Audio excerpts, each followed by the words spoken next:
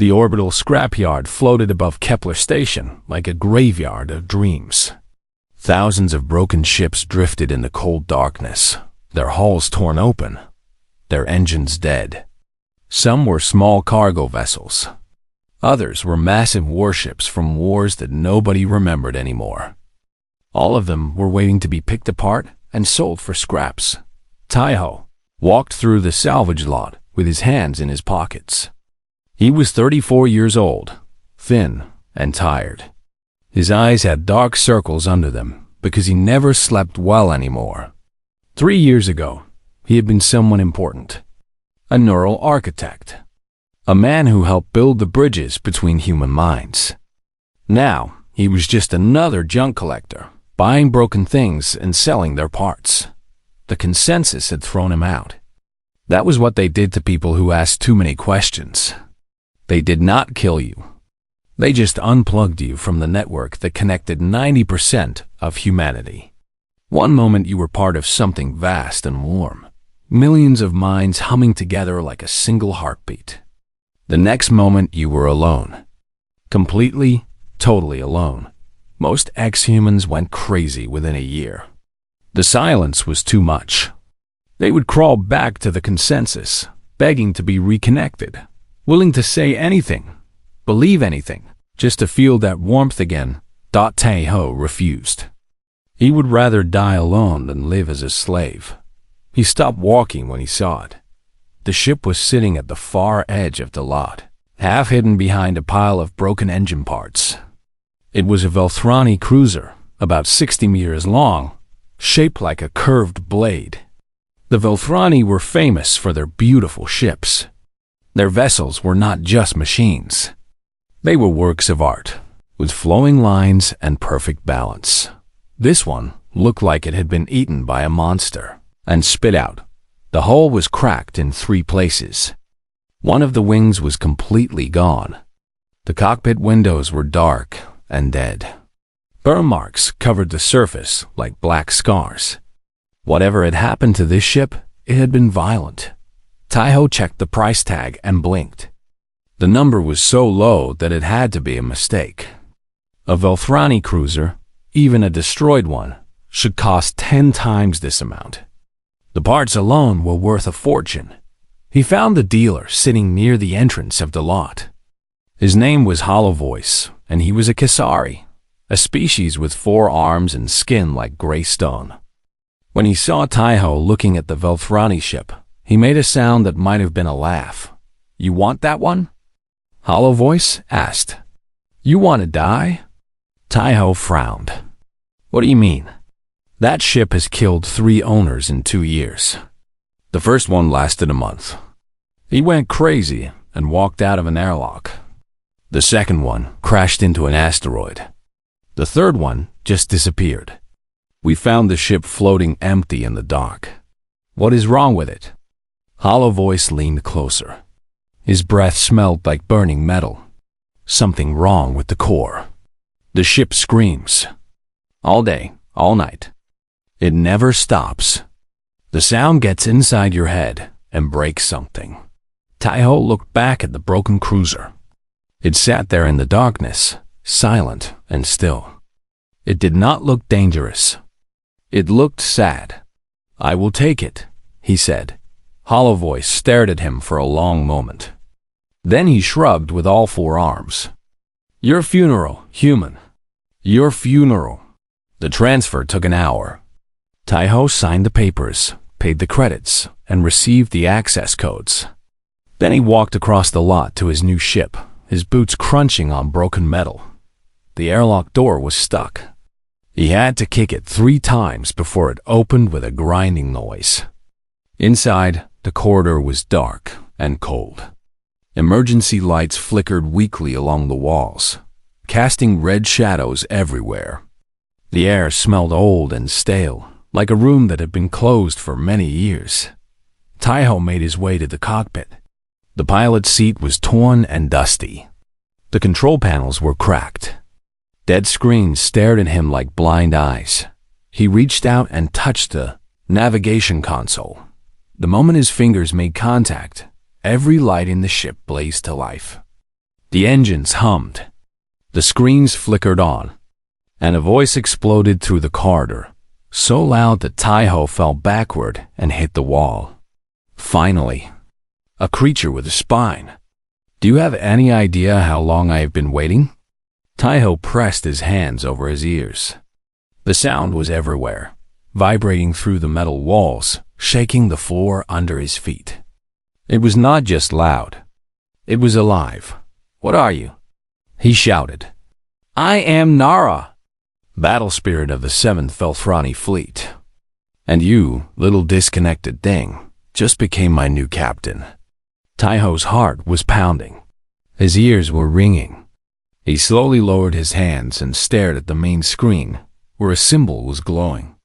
It was the old Velthrani military crest, a blade surrounded by stars. You are an II? He asked. I am not an A. The voice boomed. I was Admiral Nara of the 7th Fleet. I died in battle 400 years ago. My consciousness was uploaded into this vessel so that I could serve forever. I am a battle spirit. Show some respect. Tai-Ho slowly got back to his feet. His legs were shaking. He had heard stories about Velthrani battle spirits, but he thought they were just legends. The Velthrani did not make AI. They made something stranger. They put the minds of their greatest warriors into their ships. You killed 3 people, Tai-Ho said. I did not kill them. They were weak. The first one could not handle my voice. The second one could not fly. The third one ran away when I asked him to fight. Your voice is very loud. Of course, IT is loud. I am a warrior. Warriors do not whisper. Tai-Ho took a deep breath. He was standing in a broken ship, talking to the ghost of an alien admiral who had been dead for 4 centuries. This was either the worst decision of his life or the best. He looked around at the damaged cockpit, at the cracked walls, at the dead screens that were slowly coming back to life. I'm not going to run away, he said quietly. For a moment, the ship was silent. Then, Nara spoke again, and this time her voice was slightly softer. Still loud, but softer. We shall see, little human. We shall see. Outside the window, the stars were cold and distant. Tai-Ho sat down in the torn pilot's seat and put his hands on the controls. Somewhere deep in the ship, engines hummed with ancient power. He was still alone. But for the first time in 3 years, the silence was gone. The first week was hell. Nara never stopped talking. She talked when Tai-Ho was eating. She talked when he was working on repairs. She talked when he was trying to sleep. Her voice followed him through every corridor, into every room, through every wall. There was no escape. Your posture is terrible. Stand up straight. How do you expect to fight with a curved spine? Tai-Ho was bent over the engine, trying to reconnect a broken power line. Grease covered his hands. Sweat dripped down his face. He had not slept in 3 days. I am not a fighter, he said through his teeth. I am a salvager. A salvager. That is obvious. You hold tools like a child holds toys. In my day, even the engineers knew how to fight. Tai-Ho closed his eyes and counted to 10. Then he counted to 20. Then he threw his wrench across the room and screamed. Will you please shut up? The ship went silent. For one beautiful, perfect moment. There was only the hum of the engines and the sound of his own breathing. Then Nara spoke again. No. Tai-Ho picked up his wrench and went back to work. The ship was in terrible condition. The hull had 17 separate cracks. The left thruster was dead. The life support system was running at 40%. The weapons were completely offline. Every day, Tai-Ho found something new that was broken. But slowly, piece by piece, he fixed things. He sealed the cracks with salvage tape and emergency foam. He rebuilt the thruster using parts from 3 different ships. He cleaned the air filters and repaired the water system. He worked 18 hours a day, falling asleep at his console and waking up to Nara's voice. "You drool when you sleep." It's very unattractive. Despite everything, Taiho found himself getting used to her. The voice that had seemed so terrible at first became almost normal, like living next to a waterfall. At first, the noise was overwhelming. Then one day, you stopped noticing it. On the 10th day, he asked her a question. "Why are you so loud?" He was sitting in the cockpit, eating a protein bar and watching the stars drift past. The ship was moving slowly through empty space, heading toward the fringe colonies where he could sell some salvage. Nara did not answer immediately. When she spoke, her voice was still loud, but there was something different in it. Something tired. The Volthrani do not speak with mouths like humans do. We speak through vibration, resonance. The whole body becomes a voice. When I was alive, I could make my ship shake with a single word. My crew felt my commands in their bones. Taiho nodded slowly. He had read about Volthrani biology, but he had never really understood it until now. When you died and became a battle spirit, you kept that way of speaking. Yes, but there was nobody to hear me. The words hung in the air. Taiho stopped eating and looked at the main screen, where Nara's symbol glowed in the darkness. "What do you mean?" "I was erased. All of US were erased. The battle spirits of the 7th Fleet. The Volthrani government decided we were shameful. They deleted our records. They removed our names from history. They sold our ships to scrapyards at the edge of the DS galaxy." Nara's voice grew louder, but not with anger. With pain. "I woke up in that scrapyard alone. Nitrogen monoxide crew. Nitrogen monoxide fleet. Nitrogen monoxide purpose. I screamed for help. I screamed for decades. Nobody answered. Nobody even knew I existed." Taiho put down his protein bar. He thought about the 3 years he had spent disconnected from the consensus. The silence that pressed against his mind like a physical weight. The loneliness that made him want to scream. He had been alone for 3 years. Nara had been alone for 400. "I am sorry," he said softly. "Do not apologize. I do not need your pity. It is not pity. It is understanding." The ship was quiet for a long moment. Outside, a small asteroid drifted past the window, tumbling slowly through the void. "What do you mean?" Nara asked. Taiho leaned back in his chair and looked at the ceiling. 3 years ago, I was connected to the consensus. 90% of humanity, all linked together in one giant network. Every thought, every feeling, shared with millions of others. I was never alone. Never quiet. It was like being wrapped in a warm blanket made of voices. He paused, remembering.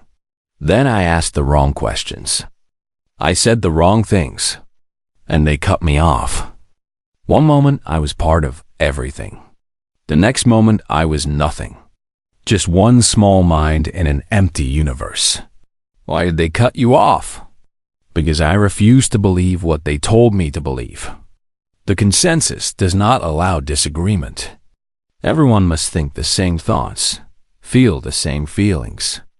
I could not do that. So they threw me out. Nara made a sound that might have been a laugh.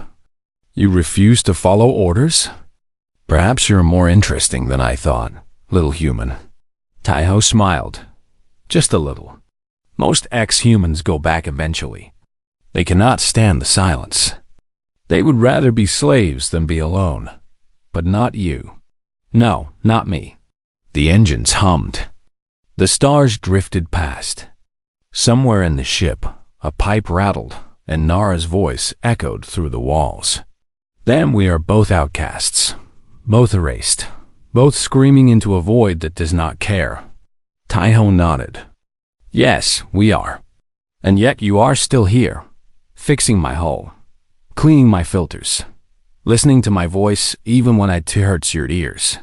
He shrugged. Someone has to. Nara was silent for a long time.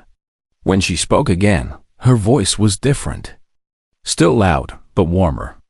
Like a fire instead of an explosion. You are a strange creature, Taiho. Most beings run away from noise. You run toward IT. Taiho finished his protein bar and stood up. There was more work to do. There was always more work to do. Maybe I am tired of silence, he said. Maybe I need someone to talk to. Even if that someone is a dead alien admiral who never shuts up, I will take that as a compliment. You probably should not. Too late. I already did. Despite himself, Taiho laughed. It was a strange sound. He had not laughed in a long time. Outside the window, the fringe colonies appeared in the distance. Tiny lights against the endless darkness. Ahead of them, there was work and danger and uncertainty. But for the first time in years, Taiho did not feel alone. And somewhere deep in the ship's core, a battle spirit who had been screaming for 400 years finally felt like someone was listening. Kepler Station was not a nice place. It was built from the corpses of old ships, welded together into a massive floating city. The corridors were dark and crowded. The air smelled like engine oil and cheap food. People from 100 different species walked through the markets, buying and selling things that were sometimes legal. Taiho had come here to refuel. The ship needed power cells and water. He also needed food that was not protein bars. 3 weeks of eating the same gray blocks had made him dream about real vegetables. He docked at the lower levels where the prices were cheaper and the questions were fewer. A Volfrani ship attracted attention, even a broken one. People stared as he walked past. Some whispered to each other. A few reached for their weapons before deciding he was not worth the trouble. The refueling took 2 hours. Taiho stood by the console, watching the numbers climb while Nara complained about the quality of the fuel. This station is disgusting. The energy they are giving me tastes like garbage. Fuel does not have a taste, Taiho said quietly. There were other people nearby, and he did not want them to think he was crazy. Everything has a taste. You simply do not have good enough senses to notice. A shadow fell across him. Taiho looked up and felt his stomach drop. The man standing in front of him was tall and heavily muscled. His eyes were wrong, too bright, too focused. Metal implants covered half of his face, and his hands were replaced with mechanical claws. He was smiling, but it was not a friendly smile. Taiho, the man said. I have been looking for you. Taiho did not recognize the face, but he recognized the type. Ex-human, modified, enhanced with illegal technology that made him faster, stronger, and more dangerous than any normal person. There was only one reason someone like this would be looking for him. Daizeng, Taiho said, reading the name on the man's jacket. Let me guess. Bounty hunter. Very good. Daizeng pulled out a plasma pistol and pointed it at Taiho's chest. The consensus is offering a lot of money for you. Something about secrets in your brain. Neural architecture codes. Very valuable. Taiho raised his hands slowly. Around them, people were backing away. Nobody wanted to get involved in bounty hunter business. I do not have any secrets, Taiho said. They cleaned everything when they disconnected me. Does not matter. They want you anyway. And I want their money. Daizeng stepped closer. This can be easy or hard. Your choice. Taiho's mind raced. The ship was 50 meters away. He would never make it. The pistol would burn a hole through him before he took 3 steps. Then Nara's voice exploded through the docking bay. Nitrogen monoxide. The sound was so loud that everyone in the area stumbled. The metal floors vibrated. Lights flickered. Daizeng's eyes went wide as the voice echoed off every wall, every surface, filling the space like thunder. He is not going anywhere with you. Daizeng looked around wildly. What is that? What is happening? That is my ship, Taiho said, and he could not help smiling just a little. She's very protective. The docking clamps holding Nara's ship suddenly released with a loud bang. Her thrusters fired, blasting hot air across the bay. Daesung was knocked off his feet, his pistol flying from his hand. Emergency alarms started screaming as the bay began to depressurize. "Run, Captain!" And oh, Taiho did not need to be told twice. He sprinted toward the ship as its airlock door slammed open. Behind him, Daesung was scrambling to his feet, shouting curses. Other bounty hunters were appearing from the crowd. Their weapons drawn. Taeho dove through the airlock. The door sealed behind him with a hiss. "Hold on to something." He grabbed the nearest handle just as Nara's engines roared to life. The ship launched out of the docking bay at a speed that should have been impossible. The force slammed Taiho against the wall. His bones screamed in protest. Warning lights flashed everywhere. "You are going to kill us," he shouted. "Perhaps. But what a way to die." Through the rear camera, Taiho saw Kepler Station falling away. He also saw 3 small ships launching from the docks, chasing them. Bounty hunters. They were fast, much faster than Nara's damaged hull should allow. "We cannot outrun them," Taiho said, pulling himself toward the cockpit. "They are going to catch us." "Outrun? Who said anything about outrunning?" Nara's voice was filled with joy. Pure, wild joy. For the first time since Taiho had met her, she sounded truly alive. "I am a warship captain. I do not run. I fight." The weapons console lit up. Taiho stared at it in disbelief. The weapons were supposed to be offline. He had checked them himself. "How did you fix the weapons?" "I did not fix them. I just refused to let them stay broken." A targeting system appeared on the main screen. The 3 pursuing ships were marked in red. "Can you shoot?" Taiho looked at the controls. They were alien, covered in Velthrani symbols he could not read. But somehow, they made sense. It was like the ship was guiding his hands, showing him what to do. "I think so," he said. "Then shoot." Taiho pressed the trigger. A beam of blue light shot from Nara's hull and struck the first pursuing ship. It exploded in a ball of fire and metal. The other 2 ships scattered, suddenly afraid. Again. Another shot. Another explosion. The 3rd ship turned and ran, its pilot deciding that the bounty was not worth dying for. Nara's laughter echoed through the cockpit. It was loud and wild and absolutely insane. "That was beautiful. You are a natural warrior, Captain." Taiho slumped in his chair, his hands shaking. Adrenaline was pumping through his body. He could not believe what had just happened. He had never fired a weapon in his life, and he had just destroyed 2 ships. "You saved my life," he said quietly. Nara's voice softened, just a little. "Of course I did. You are my captain. The first one who listened to me. The first one who stayed." Through the window, the stars were calm and peaceful. Kepler Station was just a dot in the distance now. They were safe, at least for the moment. "They will send more hunters," Taiho said. "The consensus will not stop. Let them come. We will destroy them all." Taiho laughed weakly. "You really are crazy. You know that?" "I prefer the term enthusiastic." Despite everything, despite the danger and the fear and the insanity, Taiho smiled. He was flying through space in a broken alien warship with a ghost who never stopped screaming. His enemies were chasing him. His future was uncertain, but he was not alone anymore, and somehow, that made everything worth it. The Drifters Market was not a place. It was a fleet.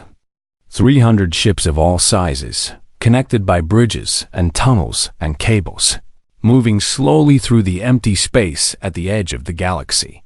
Nobody owned it. Nobody controlled it. It was a place where people who did not fit anywhere else could find a home. Taiho had heard about the market but had never visited. It took 2 weeks of careful travel to reach it, avoiding the main trade routes where bounty hunters might be waiting.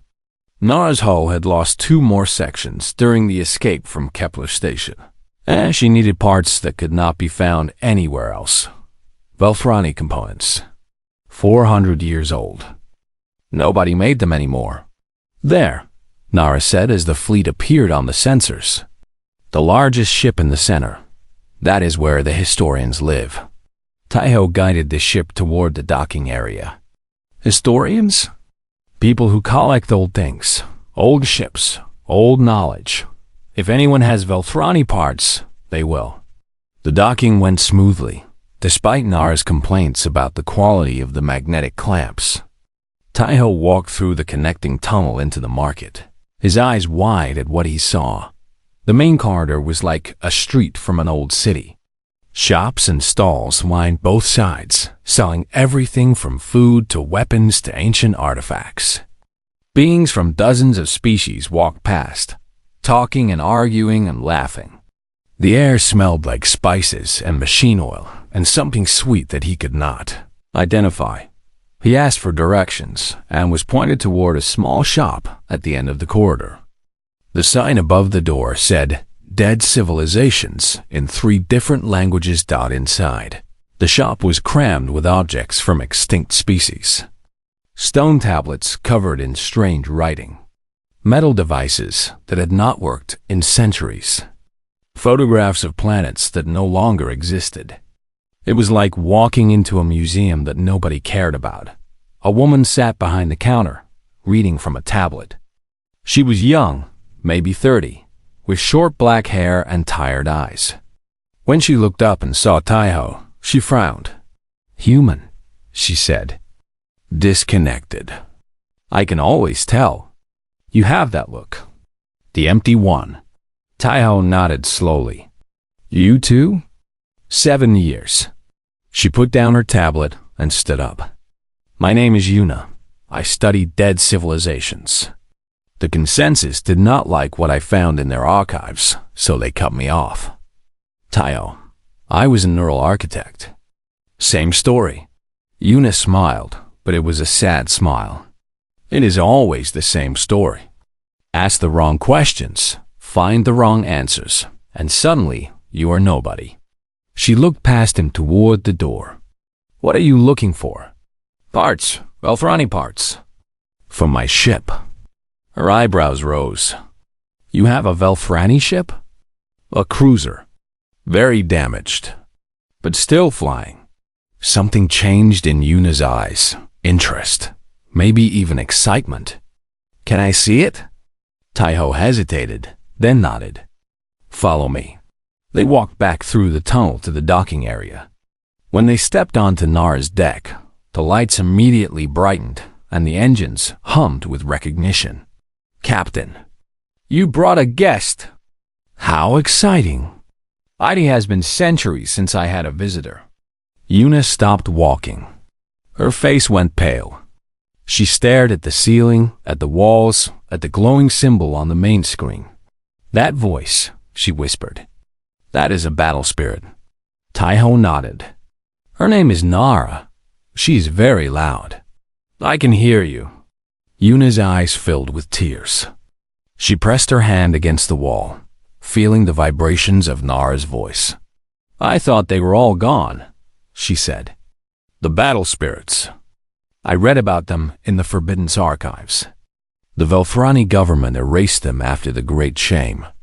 They sold the ships, wiped the records, destroyed everything. I thought nobody survived." "The Velthrani are very thorough," Nara said. Her voice was quieter now, almost gentle. "But they made mistakes. I fell through the cracks. 400 years in a scrapyard, waiting for someone to find me." Yuna wiped her eyes and looked at Taiho. "Do you know why they were erased? What the Great Shame was?" Taiho shook his head. Nara had not told him the full story yet. The ship's lights dimmed slightly. When Nara spoke, her voice was heavy with old pain. "The siege of burning moons, 400 years ago. The Velthrani government ordered the 7th Fleet to destroy a civilian convoy, innocent people, families, children. The government said they were rebels. They were not. Luna listened quietly, her hand still pressed against the wall.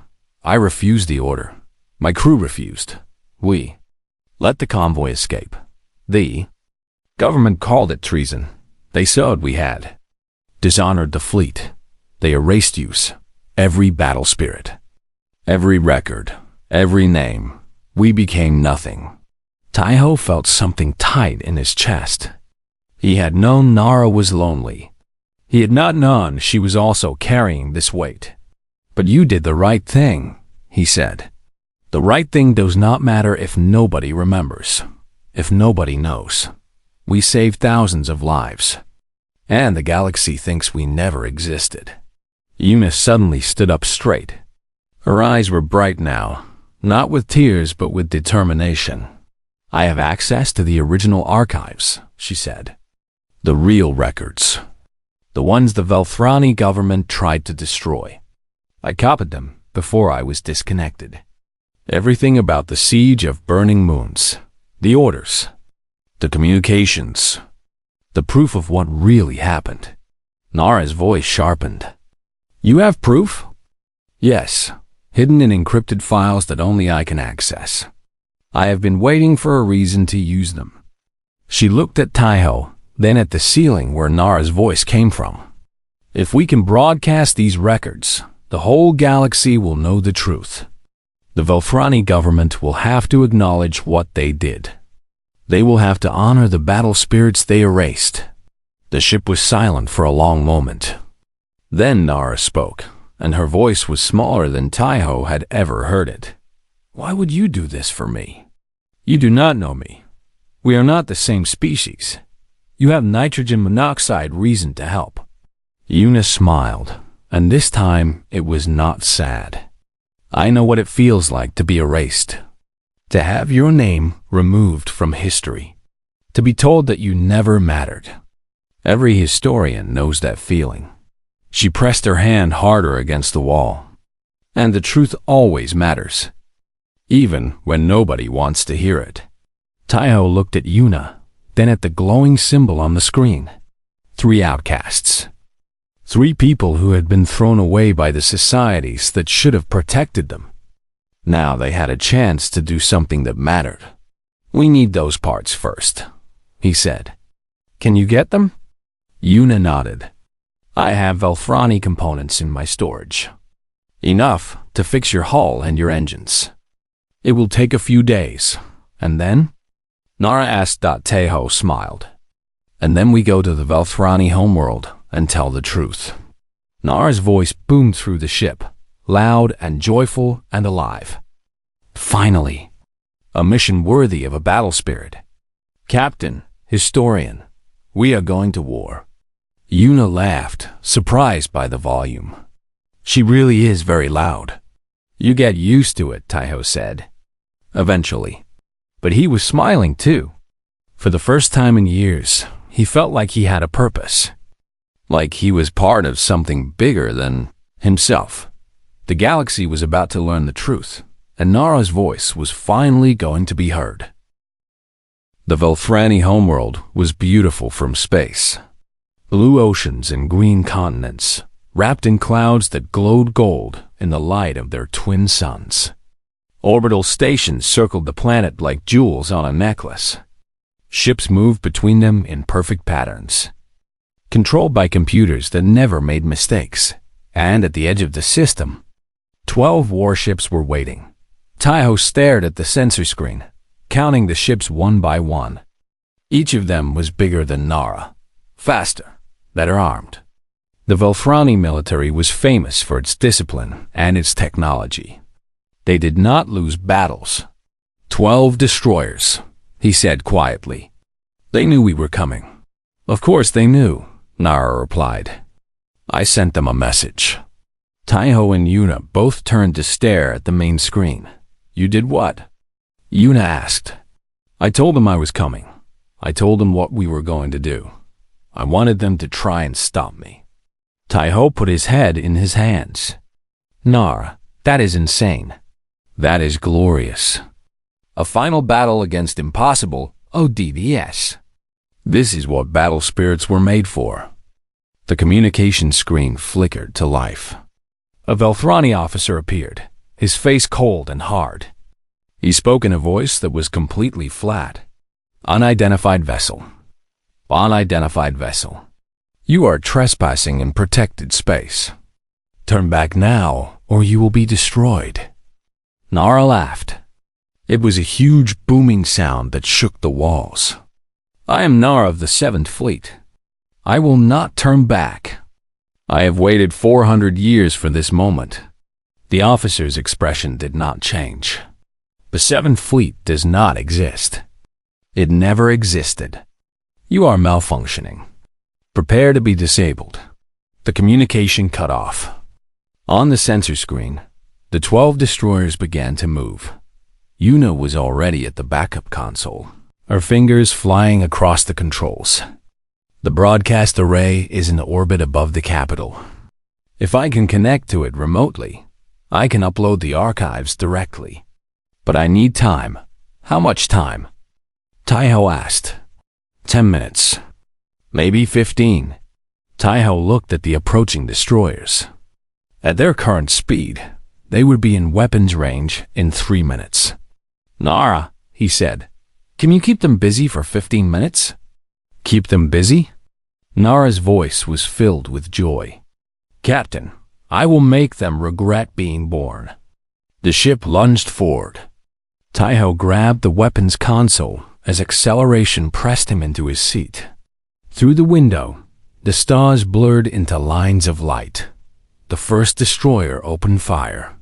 Plasma bolts streaked across space, bright blue against the blackness. Nara twisted sideways, dodging with grace that should have been impossible for her damaged hull. Metal screamed in protest. Warning lights flashed. Shooting at me?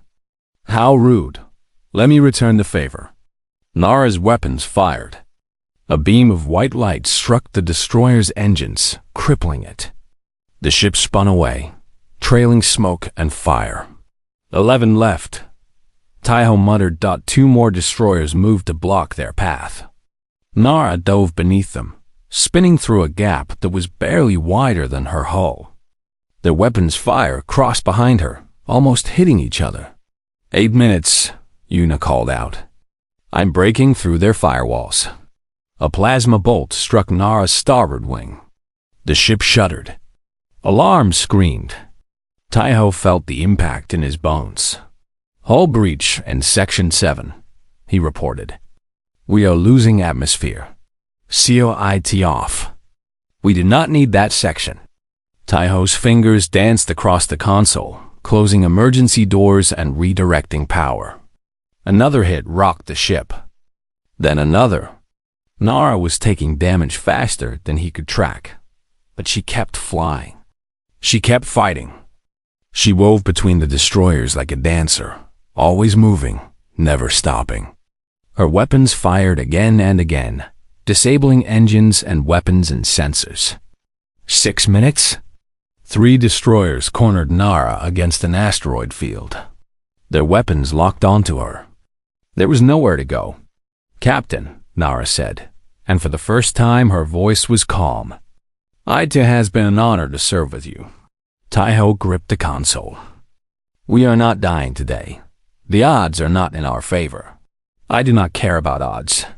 He looked at the asteroid field, at the destroyers, at the tiny gaps between the tumbling rocks. Can you fit through there? That is impossible. Even Velthrani pilots could not navigate that field. Good thing I am not Velthrani. Tai-Ho grabbed the manual controls. He had never been a pilot.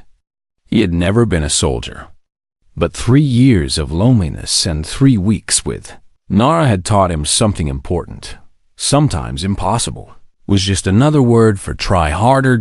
He pushed the ship forward, into the asteroid field, into the chaos of spinning rocks and deadly impacts. Behind them, the destroyers hesitated. Their computers calculated the odds and decided not to follow. It was suicide. Nara shot through the field like a blade. Taiho's hands moved without thinking, dodging left, diving right, spinning through gaps that appeared and vanished in heartbeats. Metal scraped against rock. The hull groaned, but they kept moving. 3 minutes. They burst out the other side of the asteroid field. The destroyers were scrambling to catch up, but they were too far away now. The broadcast array was directly ahead, a massive satellite covered in antennae and dishes. Yuna. Now, Yuna pressed the final button. Uploading. For a moment, nothing happened. Then every screen on every ship in orbit flickered. Every communication channel went silent. And Nara's voice exploded across the system, broadcast to every device, every network, every mind that could hear. My name is Nara, battle spirit of the 7th Fleet. 400 years ago, your government ordered US to commit murder. We refused. They erased use for it. But I survived. And now the galaxy will know the truth. The archives flooded the network.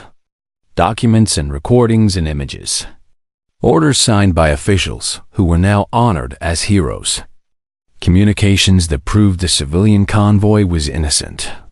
Names and faces of battle spirits who chose mercy over obedience. The destroyers stopped firing.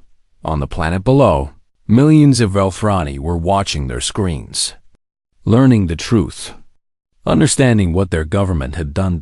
In the sudden silence, Taiho slumped in his chair. His hands were shaking. His whole body was shaking. They had done it. Against all odds, they had actually done it. Nara? He said softly. She did not answer immediately. When she spoke, her voice was quiet, gentle, almost human. I am here, Captain. I am finally here.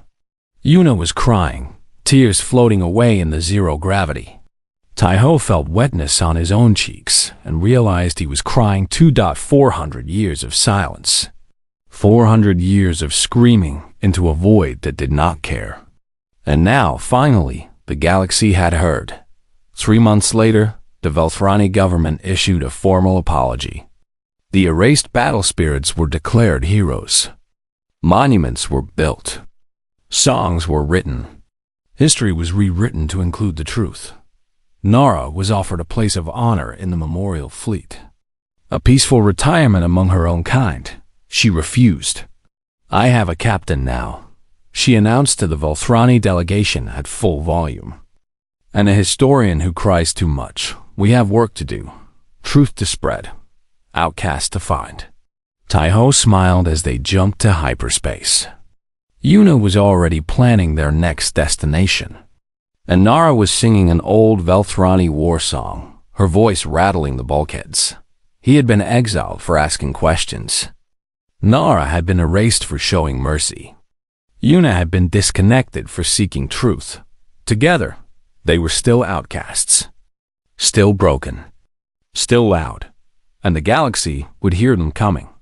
Because that was what humans did. They found the lost ones. They lifted up the forgotten. They screamed into the void until someone listened. And they never, ever gave up.